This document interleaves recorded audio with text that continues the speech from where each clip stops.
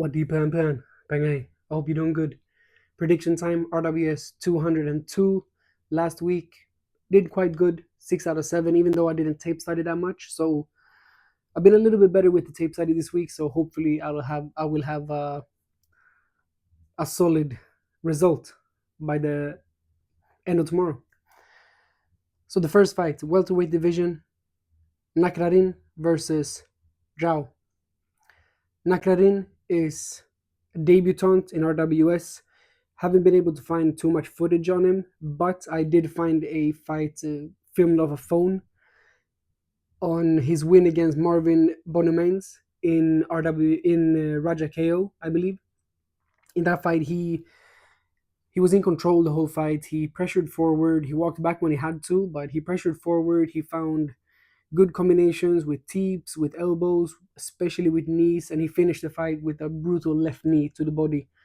So very impressed by the little I've seen from this talented fighter, only 17 or 18 years old, so very interesting to watch him fight. And he's fighting Zhao, and Zhao is 0-1 in RWS. He lost to Tom Cass, unanimous decision. Good fighter, not a poor fighter by any means. He walks forward, he's orthodox, he pressures, he has solid boxing, like a lot of Chinese kickboxers have. Good boxing, good footwork. And this guy can kick from a very short range. He can lift up his leg and hit you in the head, even though it feels like he's too close to you. But I do see some weaknesses, and he doesn't have any head movement. He eats a lot of shots, and also I think he's very open to counters. I was watching that Tom Cass fight, and Cass was countering a lot on him when he moves forward, and I think that's going to be the danger in this fight. So I'm going to have to say, because Zhao walks forward too much, he's going to walk into danger, and he's probably going to walk into a very dangerous elbow from Nakrarin, and Nakrarin will finish this fight in the third round through KO. Moving on, fight number 2, lightweight. Sinue Victorino versus Huye. Victorino trains out of Silk Muay Thai, is I believe 3-0 in RWS. A orthodox boxing heavy fighter, has a fast jab, has some good low kicks, especially his uppercuts. I want to point out his uppercuts are brilliant. He finds them both going forward and being a little bit longer away on the back foot. He mixes up his attacks very well, and he has uh,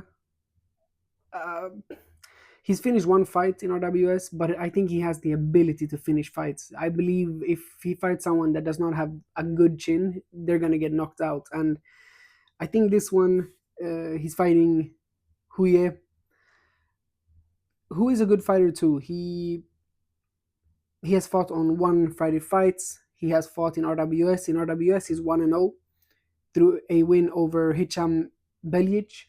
I can't remember what it was now, how he won that fight, but I believe it was a finish quite early. It was a head kick, I think he finished him with. And who is good, 22, 23 years old.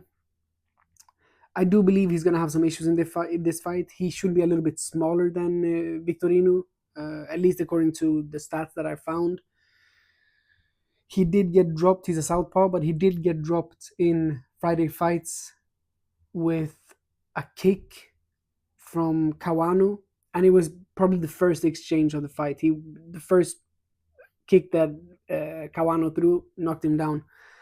He lost the fight in unanimous decision, so he did come back a little bit, but he is powerful. He is fast. He has some good boxing, but I do think he has issues on the back foot. I do think he has issues against pressure fighters, and Victorino will get this one done. He's a pressure fighter, and he will press. He will press and get a second round KO. I can see an uppercut coming through. Probably 1-2, stepping back. Who walks forward and then clipping him with an uppercut on the counter. So Victorino, second round KO. Fight number 3, super lightweight. Kim Luai versus Tide Gannon. Kim Luai, 23, 24 years old, Wangkongom fighter, making his debut in RWS. I watched a fight that he lost against Fluknoy in Pechindi a few years ago, though. So it might be he might have improved a lot after that. But he that loss against Fluknoy, he showed some qualities for sure. He is dangerous with his rear elbows. He is southpaw, so it's gonna be the left rear clipping through, coming over the top. Very dangerous. He has a good left kick, like a lot of southpaws have. He mixes in his switch right kick, and likes to kick with the lead leg towards the opponent's legs to knock them off balance. And I do think he has qualities. I think his best quality is not the defense. He's a take a punch to give a punch type of fighter.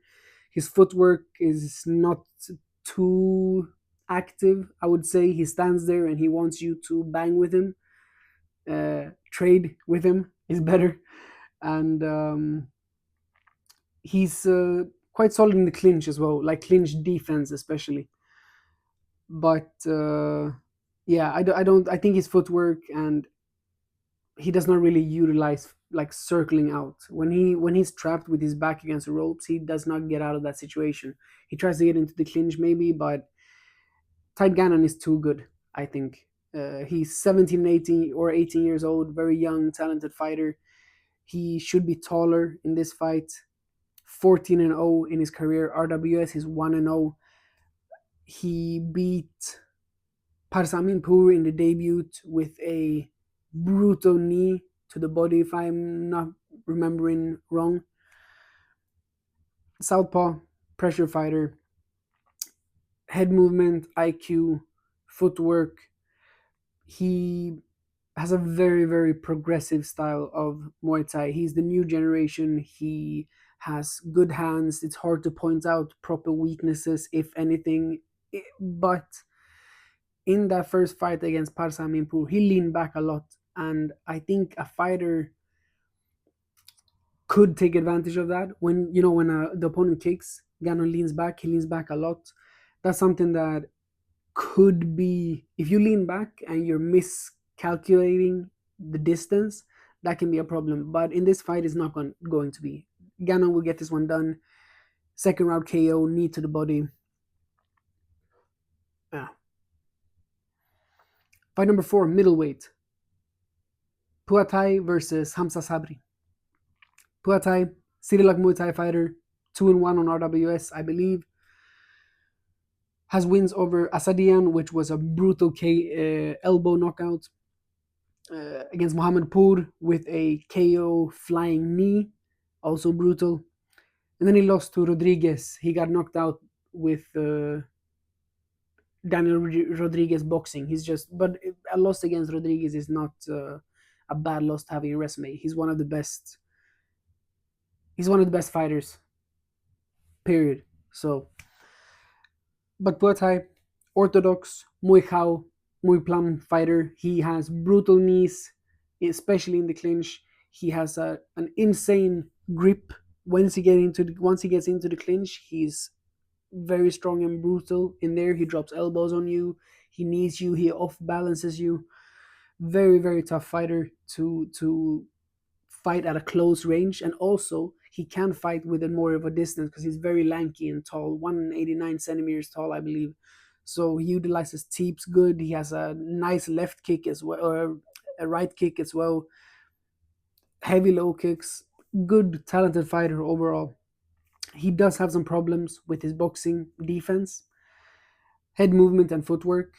He Muay Thai fighters usually walks forward, up knees, walking in, coming in with elbows, dropping knees.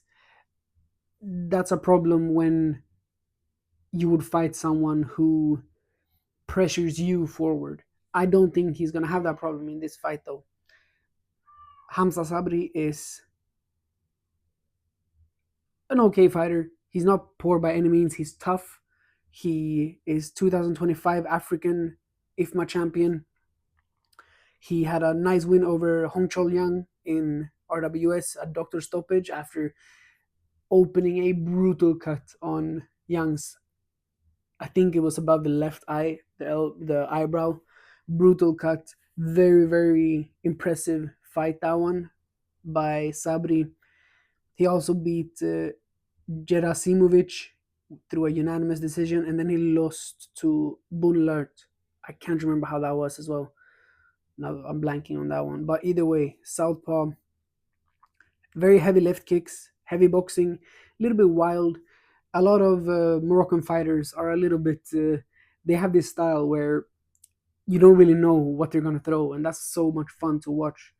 Akram Muchibi, for example, just throwing spinning attacks, and Sabri is a little bit in a similar way. He throws spinning attacks. He finds weird angles, and he's a fun fighter to watch.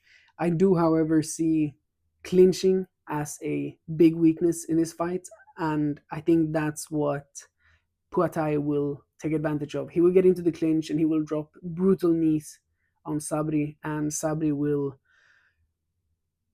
probably buckle later in the fight, but I'm still gonna say a unanimous decision win for Puatai. I think Sabri is tough. I don't believe he's been knocked out a lot in his career. I haven't been able to find it, at least, and I think Puatai will dominate the clinch, but maybe not knock him out. Unanimous decision win for Puatai.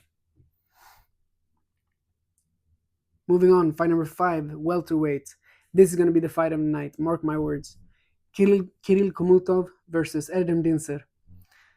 Komutov coming from a win over Nunglan Lek, a beautiful boxing combination. I believe it was he had him on the ropes, a right hand and then a left, or he was the other way around, but he completely slumped Nunglan Lek, who rolled out of the ring. Brutal finish. He has also finished Salah with a heavy right hand in RWS KO. He has finished Payax Rikon through a KO left hook to, I think he had more knockdowns in that one. But either way, this guy is a powerful fighter, a powerful puncher, a machine. And his strengths are the boxing. He is fast, he's powerful. Not the best footwork, but a little bit of a Soviet style to him, a little bit bouncy at times, a little bit like stepping and slipping. I do see him getting clipped by elbows a lot. I don't remember what fight it was. Was it against Satari, where he lost the unanimous decision after getting brutally cut above his eyes, both eyes, I believe, or maybe it was one below and one up top. Either way, brutal. And if any weakness, that's what I would say. He drops his left hand a little bit sometimes when he punches, so a right kick can definitely come through. But Komutov is a great, crazy fighter, very, very impressive and entertaining. And he's fighting one of my favorite fighters to watch, Erdem Dinser. Dinser trains at a Bang Tao, is former Rajadamnern Stadium champion. He has wins over Pechong Tai, Lapira, uh, Tamroypor, Chujaron, Yodkampatak. Great wins. Although he has lost 3 times to Hercules, he has lost to Neil McGreevy, who's also on this card. He has lost to Tapaukeo, who is also on this card. But Dinser is a heavy boxer, throwing mean elbows, low kicks. Does not, he has good all around, well rounded striker, but I don't think he likes to throw knees too much. I don't think he throws head kicks too much. He likes to get close to you, put you in a corner, and then put hands, and especially that right elbow. He's an orthodox fighter, so coming close, putting boxing, and then when your guard is open a little bit, coming down with the right elbow, finishing. Very impressive fighter, Erdem Dinser, and this is going to be the fight of the night. I guarantee it. I don't think we're going to see a knockout. I can't see either of these guys getting knocked out. I think Dinser has an advantage getting close in the clinch, and I think Komutov has more of an advantage a little bit on the distance, maybe. He's a little bit taller, I believe, as well. But I think this fight's going to be trading shots, trading like basically stand in the pocket and throw shots on each other and see who buckles first. And I don't think either one of them is gonna buckle. I really love watching both of these fighters. So yeah, but I'm gonna have to say unanimous decision win for no. I'm gonna say split decision win for Dinser. I think he's gonna edge it out a little bit. I think he's gonna use elbows to cut Komuto, who we have seen him been cut before. So I'm gonna say Dinser split decision win. Fight number 6, championship fight, welterweight. The champion Tapaukeo defends his belt against Niall McGreevy. Tapaukeo, Singama win fighter, 9-1 in RWS, I believe. He's the current champion. He has beat the likes of Hercules, Chunjarun, Jayem, Lee, Alexis Lagua, Yodwicha, impressive win against Yodwicha, unanimous decision. Senpon times 2, which one of them was his last fight, both unanimous decision. And he has beat Dinser, who I just spoke about in the other fight. He has a loss though to Hercules. I don't remember what year, maybe it was 2 years ago. He's a brilliant orthodox Muay Thai. He gets into the clinch and he throws knees from hell. He buckles his opponents over and over again. He has an insane vice grip. Once he get a hold of you, you're not getting out until the referee breaks you apart. He locks on and he throws knees to the body, knees to the body, knees to the body. Sometimes some elbows, but mainly he locks his arms and he throws knees and he off balances you in the clinch. He puts his weight on you. If he fights a taller fighter, he puts his weight on you. He hangs on you to make you tired. One of the more technical fighters in terms of that aspect of the game, the clinch, in RWS right now. Very dominant. And if anything, in terms of a weakness, I would say it's his boxing could be a little bit better. He has hands, but it could be better, I think. And also, I think the long range fighting could be a problem. He needs to get into the clinch in order to win a lot of his fights. He fights a lot of taller opponents sometimes. Hercules. Now he's gonna fight McGreevy, who is a lot taller. So that range fighting, I'm not sure is his strength. And I think a fighter that can keep him on a distance at range will have an advantage. But once you get close in that pocket range, once he can get his arms around your neck, Tapaukeo is deadly. But he is fighting Niall McGreevy in this fight. 189 centimeters tall. In the photo from the weigh-in, he looks a lot taller than Tapaukeo. Lanka Muay Thai Gym from Belfast. RWS is 3-0, 28 or 29 5-1, I believe, in his career.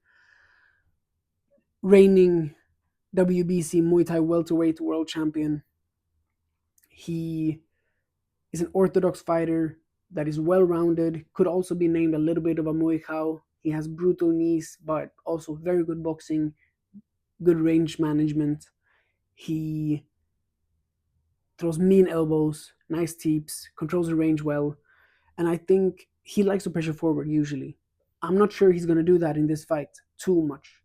I think he's going to, but if he pressures forward, Tapauke will blitz in and grab a hold of his neck, try to at least. In the clinch, he can drop elbows because he's a lot taller from the top, but I think McGreevy will fight a little bit on a distance in this fight. I think he's going to teep a lot. I think he's going to throw a lot of kicks. He has a mean kick, both feet, like switch kick and right kick.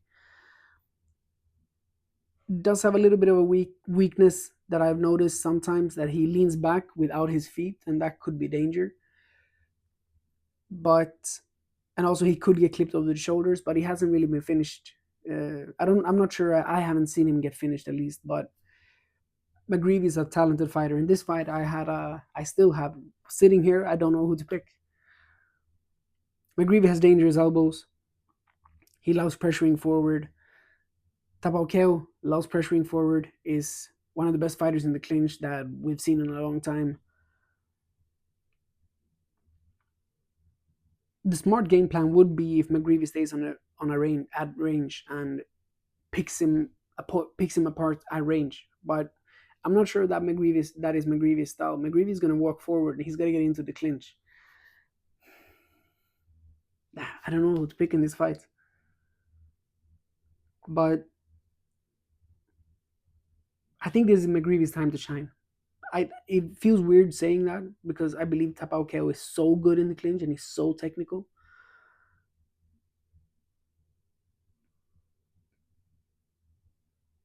But I think McGreevy's gonna get it done. I think he's gonna stay outside of that danger zone, getting into the clinch with Tapauqueo, and I think he's gonna pick him apart with knees, with his very solid boxing, with especially his brutal elbows, and I think we're gonna see a shocking fourth round finish by McGreevy.